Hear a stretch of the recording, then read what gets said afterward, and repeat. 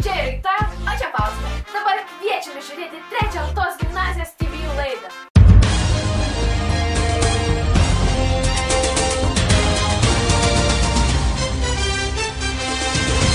Sveiki! Štai baigėsi ir trečias mokymosi mėnuo ir mes jau matuojam pirmus rezultatus.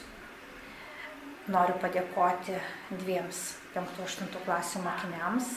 Tai 6-okui Dovydui Meškuočiui ir 8-okiai Faustai Miknevičiūtei, kurie pirmą trimestrą baigė tik labai gerais ir puikiais įvertinimais.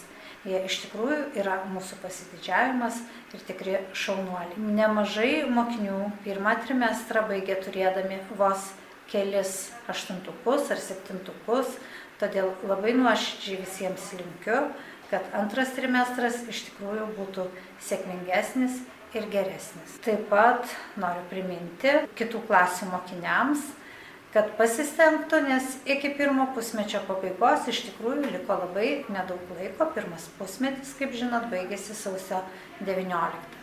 Tad kuo geriausių pasiekimų moksle, kuo didžiausias sėkmės, žinių ir savo idėjų įgyvendinimo. Lapkričio 2 dieną etnokosmologijos muziejaus edukatorius Edgaras Zaronskis Altos gimnazijos mokinius artimiau supažindino su žvaigžde Saulė, magnetiniais laukais, indukcija. Stebėjome magnetinius laukus ir jų poveikį. Tądien gimnazijoje vyko ugdymo karjerų pamoka, kurią vedė Medininkų pasieniečių mokyklos vyriausiai specialistė Ramūnė Kazlė. Ji pasakoja apie pasieniečių mokyklą bei jos privalumus. Lapkričio 6 vyko pyragų diena. Mokyklos mokiniai kepė pyragus ir juos pardavinėjo. Surinkti pinigai buvo paaukoti organizacijai Gelbėkit vaikus. Mūsų mokykloje tą pačią dieną vyko susitikimas su aplinkos apsaugos viceministru Linu Jonausku.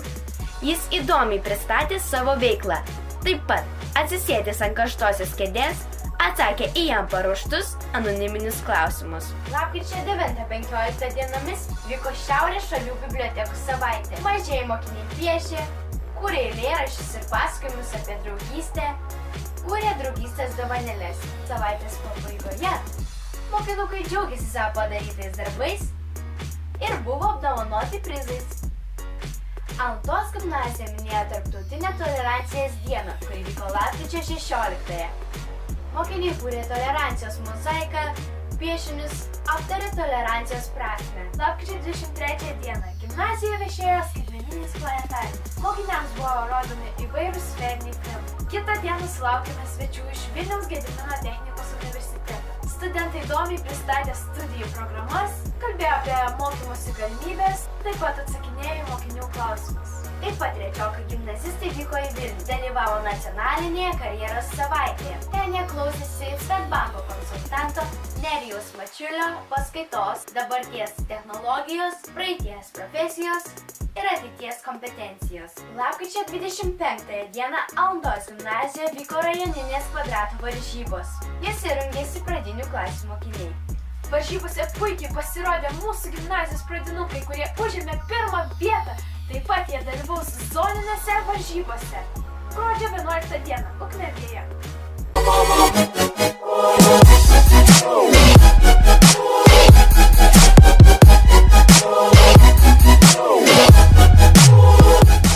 Norime pasveikinti lapkričio mėnesį gimusius Altos gimnazijos mokytojus.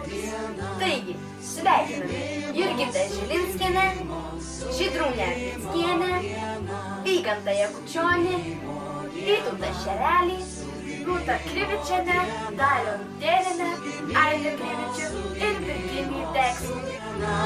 Su gimimo diena, su gimimo diena.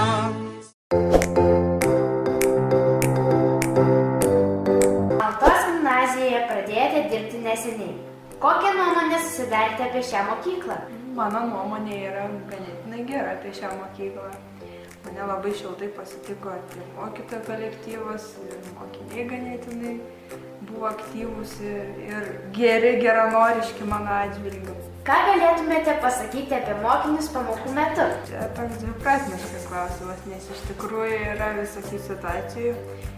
Visur yra ir gerų vaikų, yra ir prasčiau besimokančių vaikų, tai šiuo atveju mano dalyke lygiai taip pat yra labai gabių vaikų. Gali ši mokykla labai didžiuotis iš tikrųjų, nes turi be galo daug gabių vaikų. Kadangi aš jau dirbu iš tikrųjų 2 metus čia, dauguma vaikų mane jau pažįsta ir bando mane paveikti, bando mane sukompromituoti įvairiai, bet aš taip tikiuosi, kad mes vis tiek dirbsim. Kaip sutarėte su kitais mokytojais? Tai kaip ir minėjau, pirmų klausimų, kad mane labai visi šiltai pasitiko.